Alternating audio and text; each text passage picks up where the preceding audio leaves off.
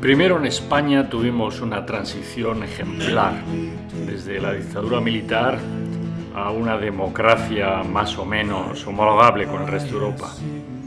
Después entramos en Europa, vino el progreso de España, la riqueza y pasamos a ser una nación homologable más a nuestros vecinos europeos. Pero después vino la crisis del 2008 del sistema financiero y empezaron a verse las costuras del sistema del 78. Nuestra clase política, nuestro sistema político ha entrado en crisis, pero se resiste a reformarse de verdad. La tesis que defendemos es que esta reforma es imposible si no cambiamos de raíz las reglas del juego del sistema del 78. Vamos a verlo. Hoy, prácticamente en estos momentos, la esposa del presidente de gobierno, Begoña Gómez, estará declarando ante el juez en condición de investigada. Titulábamos el episodio mezclando nombres: Begoña, Mario Conde, Jesús Gil, Ana Botella, y decíamos que hay una relación interesante, quizá sospechosa, entre el poder político y el poder económico, el mundo del dinero. Pues vamos a explicaros por qué lo que hay detrás del caso de Begoña es un síntoma de un problema profundo que tenemos en nuestro sistema. De lo que se trata fundamentalmente con el caso Begoña, igual que en su momento el caso del hermano de Ayuso, que quiso denunciar Casado y así terminó perdiendo su puesto de presidente del Partido Popular, es el interés de los familiares o parejas de los grandes políticos para garantizarse su futuro y tener un futuro mejor. ¿Quién no quiere tener un futuro mejor? Eso es condición humana y no es reprochable. El problema son las reglas, los trucos, los delitos en algún caso, los atajos, que pueden ser ilegales. Muchos de ellos son legales, pero no son éticos y no son algunos ni siquiera estéticos. El caso de Begoña ya lo hemos tratado aquí repetidamente. Sabemos que ella se relacionaba con empresarios de mucho éxito, de mucho poder, como era Javier Hidalgo, el heredero del imperio de Globalia, Europa, curiosamente vinculado con la República Dominicana, con Santo Domingo, que es donde parece ser que se refugian muchos exlíderes políticos. El caso de Felipe González, de Bono, el propio Hidalgo, el padre, está residiendo allí. Es decir, parece que es una isla donde si tienes mucho dinero puedes ir, tener grandes casas, barcos, etcétera, pagar pocos o ningún impuesto y vivir discretamente. Bueno, con esta gente se relacionaba Begoña. También con el empresario Barrabés, un empresario de éxito del mundo digital, moderno. Tanto Javier Hidalgo como Barrabés, el problema es que parte de su riqueza viene de dinero que reciben directamente del Estado, como el rescate de Europa o los contratos jugosos con márgenes muy altos que el Estado le ha dado a Barrabés. Este es el caso de Begoña. Pero importante recordar también qué pasaba con la pareja del anterior presidente de gobierno del PP, de Aznar. El caso de Ana Botella es distinto porque era familiar, la esposa del presidente, igual que el caso de Begoña con Sánchez, pero Begoña está metida en la órbita del dinero, de los empresarios, y en cambio Ana Botella simplemente se metió en la órbita del poder político, nada menos que alcaldesa de Madrid. Seguramente la alcaldesa de Madrid, después del presidente de gobierno, es uno de los cargos políticos más importantes de España. El Ayuntamiento de Madrid gestiona muchos miles de millones de euros, más que cualquier ministerio, y tiene un poder tremendo. Recordad que Madrid es la tercera ciudad de Europa, incluso la segunda, si dejamos al Reino Unido fuera de la Unión Europea. Es una ciudad muy importante, por tamaño, por riqueza. ¿Y qué nos lleva a pensar o a concluir sobre estos casos? El de Begoña, el de Ana Botella, que como digo es diferente. Acordaos también que la esposa de Felipe González, antes de que se separasen, también se incorporó a la política, ¿no? Y salió como diputada de Sevilla, es decir, gracias a ser la mujer del jefe, pues iba en un número destacado, en una posición destacada en las listas y salió como diputada. Igual que Ana Botella, se metió en las listas del PP para el Ayuntamiento de Madrid.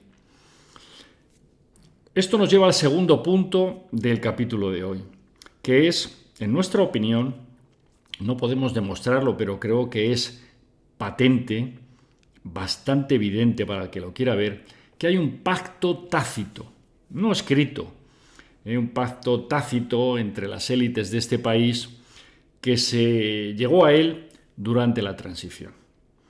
Y este pacto se concreta en varias derivadas.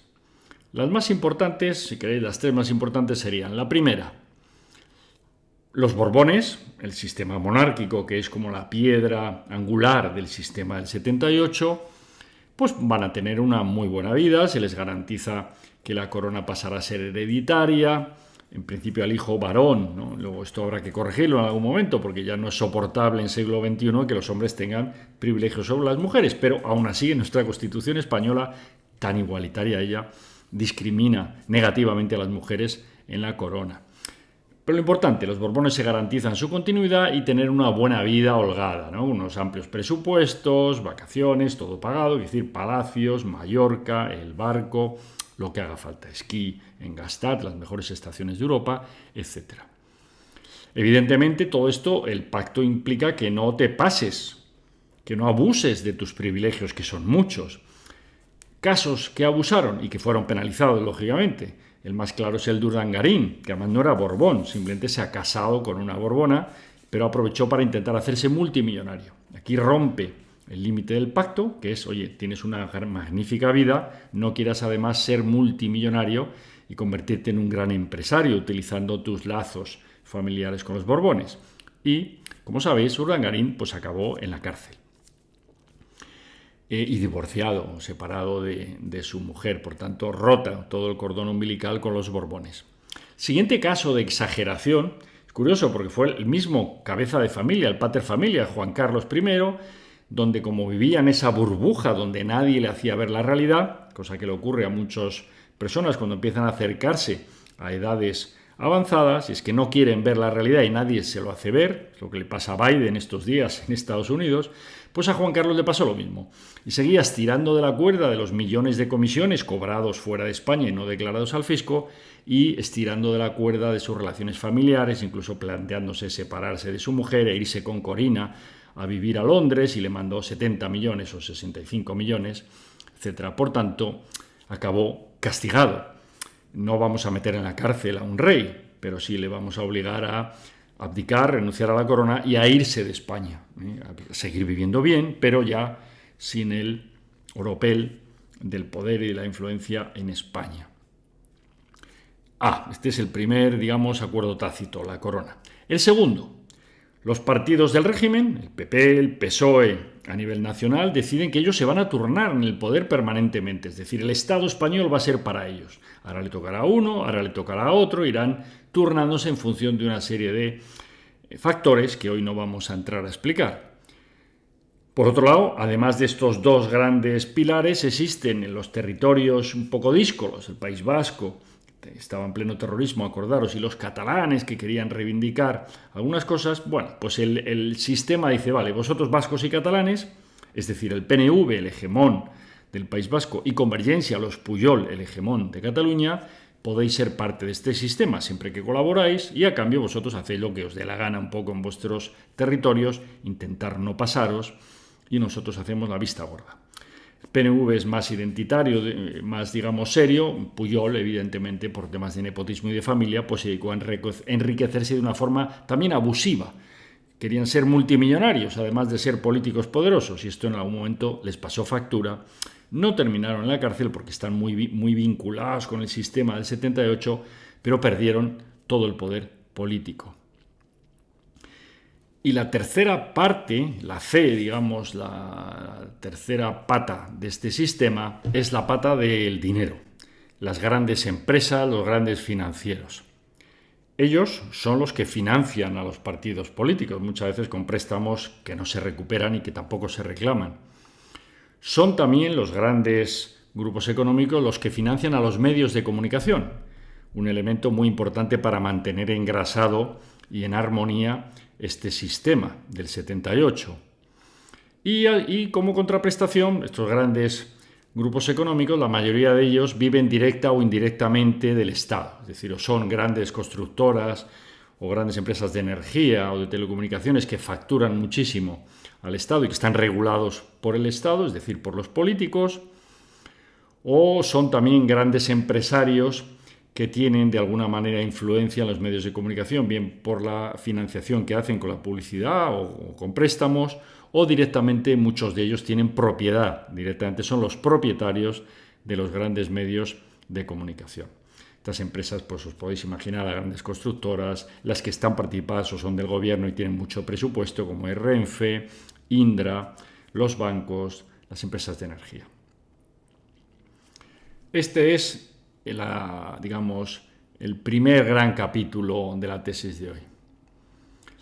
El segundo elemento que queríamos destacar es que hay un sistema de penalizaciones. Para que este sistema funcione, de nuevo, tácitamente hay un acuerdo donde se dice, oye, los políticos reináis en vuestro espacio político, los empresarios en el vuestro empresarial, los jueces en el vuestro judicial, los militares en el vuestro e incluso el poder eclesiástico en el suyo. Y no pretendáis controlar más de una esfera, es decir, cada uno en su casa.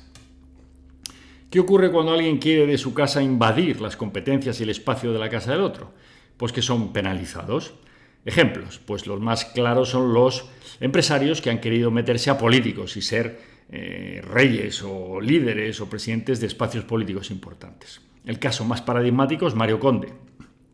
Acordaros, de alguna manera quería ser hasta presidente de gobierno, compró medios de comunicación, no es que influyeran ellos, sino que directamente los compraba. Mario Conde, ¿cómo acabó? En la cárcel. Otro es Jesús Gil, empresario también, que se metió temas políticos en Marbella, eso el sistema más o menos lo permitía, porque ser alcalde de Marbella al final no es una amenaza para el sistema político nacional, pero luego ya empezó a quererse extender a Estepona, a otras zonas de Málaga, incluso amenazaba con venir a Madrid y fue cancelado Jesús Gil. Tenéis otros ejemplos, ¿no? Ruiz Mateos en su momento, cuando también quiso entrar en política, pues, terminó en la cárcel. Incluso sus hijos varones, que de alguna manera pretendían mantener aquel imperio ilegal, ¿no? de subvenciones entre empresas, bancos, etcétera, pues han terminado mal. E incluso hoy en la actualidad tenéis, en sentido inverso, políticos que quieren meterse a grandes empresarios, hacerse multimillonarios. Esto también está penalizado. Por ejemplo, el caso más de actualidad es el de Ábalos. Cuando el sistema detecta que un político muy poderoso, acordaros, secretario general del partido, ministro de Transportes, el ministerio que más presupuesto público controla, directa e indirectamente, cuando detectan que está colocando amigos, que hay mucho tema de dinero, incluso unas maletas nunca explicadas todavía de Venezuela, vete a saber lo que había allí, etcétera, Ábalos es cancelado por el sistema. En este caso, su propio partido, el líder del partido, le corta las alas y cuando él seguía intentando aletear con las piernas, pues ya le cortan las piernas y directamente le expulsan incluso del partido. Otro ejemplo más anterior para los de otra generación fue el de Boyer, un intelectual, buenísimo economía, con superpoderes en el PSOE, era el vicepresidente, temas económicos, Hacienda, etcétera, decide dar el salto también al mundo del gran dinero, del capital, y se va con Isabel Presley, ¿no? En aquel momento muy famosa y que manejaba ya presupuestos importantes de comunicación, etcétera. Eso también atenta contra las reglas tácitas del sistema y Boyer fue cancelado. No hizo nada ilegal, pero se fue apartado totalmente de la vida política. También le ha ocurrido incluso al rey, como os decía antes, cuando el rey se excede, se extralimita de lo acordado en ese pacto, donde él podía tener comisiones del petróleo que se vendía en España, una serie de cosas, y tener una vida con cierta discreción, donde además los medios de comunicación ya tenían entre ellos otro pacto tácito, sí que tenemos todas las pruebas, de no publicar ninguna foto o noticia que pudiera perjudicar a Juan Carlos de Borbón. Pues cuando Juan Carlos de Borbón se excede de todo esto, ya después de la crisis del 2008, pues es cancelado por el sistema y obligado a irse a vivir fuera de España. Lo mismo ocurre con los jueces. Un juez que juega bien las reglas del juego, pues va ascendiendo, le pueden hacer magistrado de la Audiencia Nacional o incluso del Tribunal Supremo, del Constitucional, o se va premiado con más premios, con gabelas, incluso pueden contratar a sus familiares, Acordaros del juez Gómez Bermudo, después cuando salía con la periodista esta que era su mujer, pues la coloca de jefa de comunicación de la Audiencia Nacional. Perfecto, y así pues en tu unidad familiar van entrando más y más sueldos públicos. Esto es algo aceptado por el sistema del 78. Es decir, dicen, oye, tú a lo mejor no eres millonario, ganas solo 100.000 euros o 150.000, más los coches, choferes, pisos. Pero bueno, si colocas a tu mujer y tienes otros 100.000 y a tu hermano y a tu primo, oye, a lo mejor la unidad familiar supera el $500.000 de euros, puede llegar al 1.000.000 de euros anual, lo que ganan los altísimos ejecutivos de la banca, y todo eso es aceptado por el sistema. Pero no pretendas ganar cientos de millones como los multimillonarios. Esto ya es romper las reglas. O lo mismo, si tienes ya cientos de millones porque ganas mucho en la banca, como era Mario Conde, no pretendas hacerte político. Es como Florentino sabe leer las reglas perfectamente, él ya estuvo en política, fue concejal de urbanismo de Madrid con la OCDE. Él sabe que como gran empresario que es y que se beneficia de este régimen, no puede pretender meterse en política y ser el alcalde de Madrid o el presidente de la comunidad, no. Él en todo caso intentará influir a los políticos, como hace con Almeida, para que los intereses empresariales de su empresa, de la empresa que él dirige, y los suyos personales vayan bien, pero no puede pretender tener también el oropel del cargo público. Hasta la Iglesia ha sido penalizada cuando se han excedido. Acordados de Rouco Varela, ¿no? Pues llegó a lo más alto en el nivel eclesiástico, cardenal de la Iglesia, no se puede ser más, excepto Papa, cardenal de la Iglesia Católica, primado, digamos, de España, pero se le ocurre meterse mucho en política, y estaba día sí, día también allí en la Plaza de Colón manifestándose con el PP, etc. Bueno, pues al final Rouco es cancelado por la propia Iglesia. Él pretendía agarrarse allí a su piso, ¿no? Un piso fantástico que tiene, digamos, el cardenal de Madrid, pero al final tuvo que dejarlo porque eso va con el cargo, no con la persona. Tampoco Rouco parecía entender bien la diferencia entre lo privado y lo público. Y también ocurre con los militares. Ha habido casos sonados. Normalmente los militares suelen ser más disciplinados, es su propia profesión, y no se meten en política hasta que están ya retirados. Entonces sí pueden hacerlo. Pero algún militar se ha intentado meter en política o influir o trabajar para los políticos estando en activo. Un ejemplo ha sido el coronel Pérez de los Cobos, que se ha independizado bastante de su mando jerárquico en la propia Guardia Civil y en el Ministerio del Interior, que es de quien depende la Guardia Civil, y ha trabajado más bien para jueces que estaban muy alineados con el PP. Es decir, directa o indirectamente estaba haciendo política. Pues ha sido cancelado, en el sentido de que no va a ascender a general, que era lo que él esperaba y tenía previsto. Como sabéis, a los militares desde hace ya años ascienden a general solo los que decide el Consejo de Ministros. Es decir, el acceso a la cúpula militar está absolutamente controlada por los partidos políticos. Y así ha funcionado el sistema, hasta que llega la crisis del 2007-2008, Lehman, la quiebra, el abuso tan brutal de muchas entidades financieras y sobre todo de las cajas de ahorros que estaban manejadas por los políticos. Casi todas quiebran, estaban robando a manos llenas y vivían fundamentalmente del ladrillo, de la especulación con el suelo que controla los ayuntamientos, las comunidades autónomas, las cajas que financiaban, controladas por los políticos, repartiéndose comisiones a todos, quiebran. Y entonces el sistema estalla y llegan los indignados, el 15M, llega Podemos, y llega incluso luego Vox, es decir, partidos que desde un lado y otro del espectro político dicen que vienen a regenerar, a cambiar el sistema, a de verdad hacer por fin una democracia auténtica, una democracia ética, estética. ¿Qué ocurre? Pues que estos partidos, hombre, al principio el sistema intenta cargárselos, ¿no? Pues con Podemos hacen la guerra sucia, sacan noticias falsas, los medios de comunicación, etcétera, que en realidad es necesario, porque quizá lo que no se daba cuenta el sistema es que los líderes de Podemos, especialmente Pablo Iglesias, tenían en sí mismo el germen de su propia destrucción, porque de los grandes 6-7 principios que defendía Podemos, el propio Pablo Iglesias se saltó y violó los 6 o 7 grandes principios. Acordaros, no colocar a tus familiares en puestos políticos. Pablo Iglesias coloca a sus mujeres, porque iba cambiando, pero las iba colocando. La que tenía de turno empezó con Tania, luego Irene, luego ha habido rumores de Lili Bestringe, etc. Él se va de vivir de un sitio humilde a un chalet, primero a Rivas, nadie ha hablado de eso, y luego de Rivas a más lejos, a Galapagar, para que a nadie le vea. etcétera. Renuncian a lo de los 3 salarios mínimos, se colocan, están más de 8 años, etcétera. Podemos se autodestruye él solo.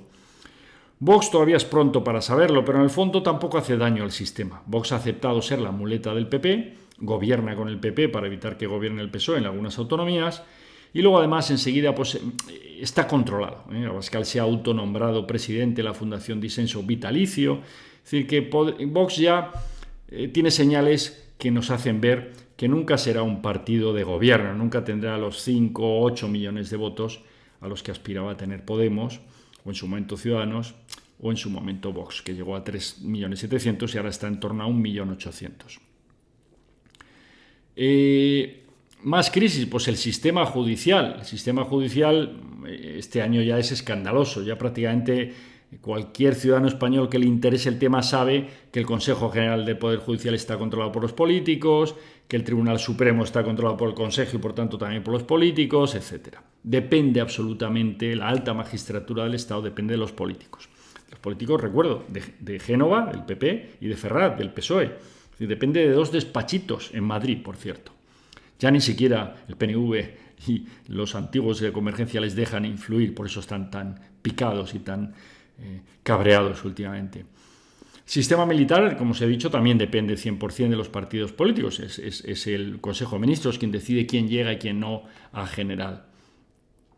Y el sistema económico pues depende en gran parte. Digamos que al menos el 50%, por dar un porcentaje, pues depende de los políticos. Esto, los empresarios que en general son gente preparada, inteligente, especialmente algunos como Fainé, que además es un hombre de origen humilde y seguramente un hombre muy honesto, pues nunca ha mezclado el poder brutal económico que tiene la Caixa con el poder político. Nunca se ha corrompido, nunca ha comprado, o sea, nunca ha violado las líneas rojas de la ética, ni siquiera. Ya no digo de la legalidad, sino de la ética.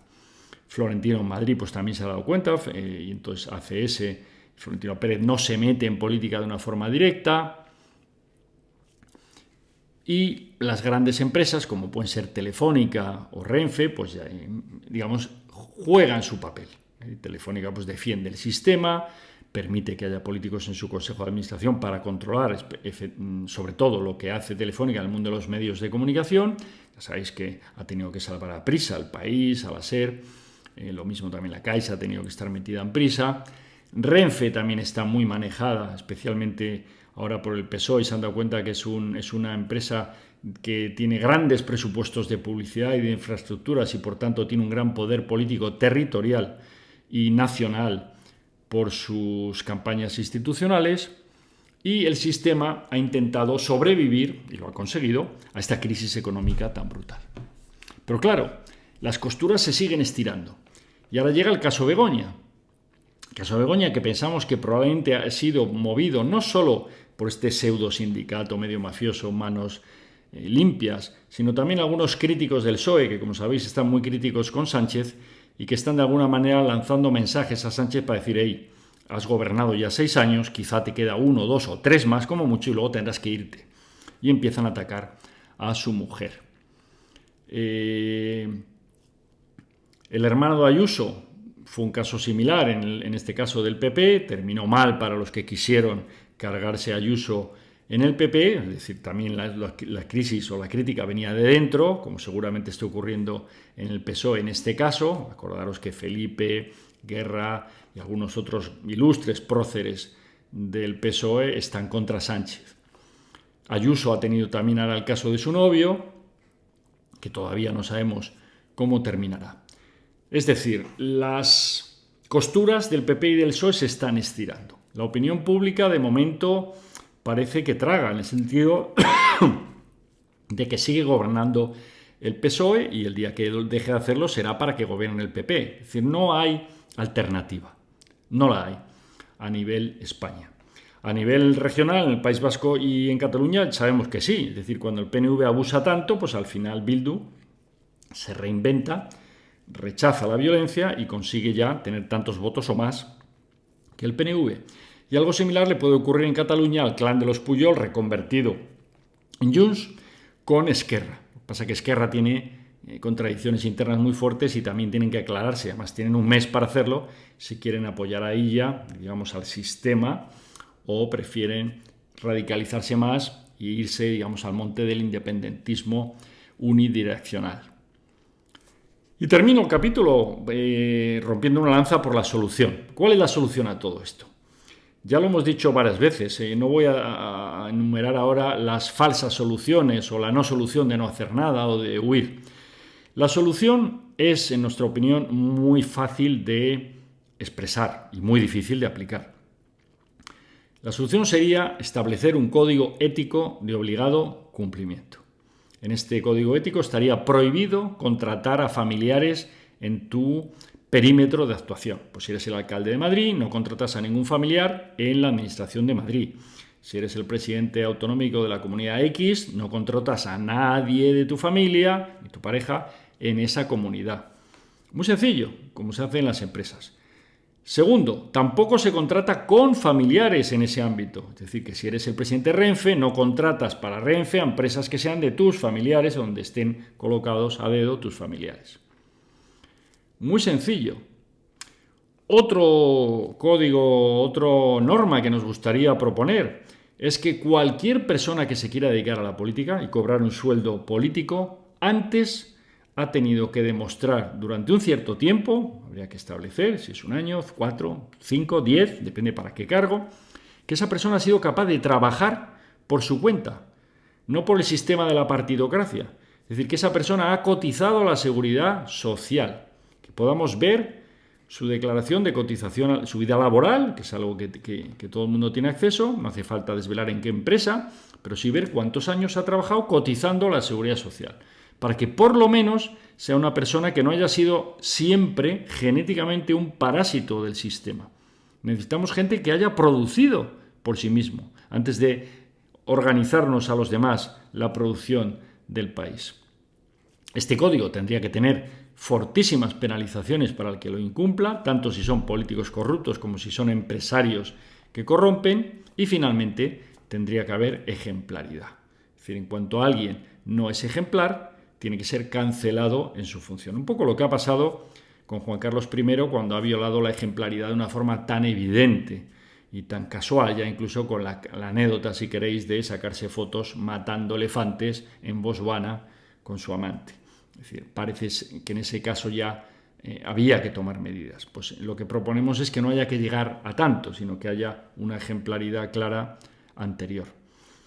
Y este es el capítulo de hoy. Os hemos explicado por qué pensamos que ese sistema que fue tan provechoso para España ha entrado en crisis. Es una crisis además global.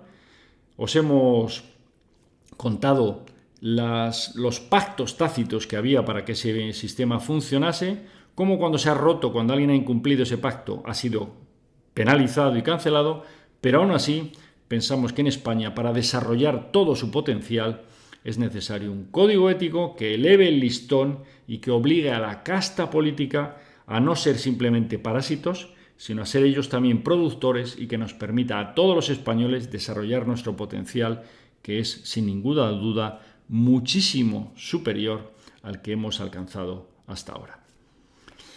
Hasta el próximo episodio, Libre Pensadores.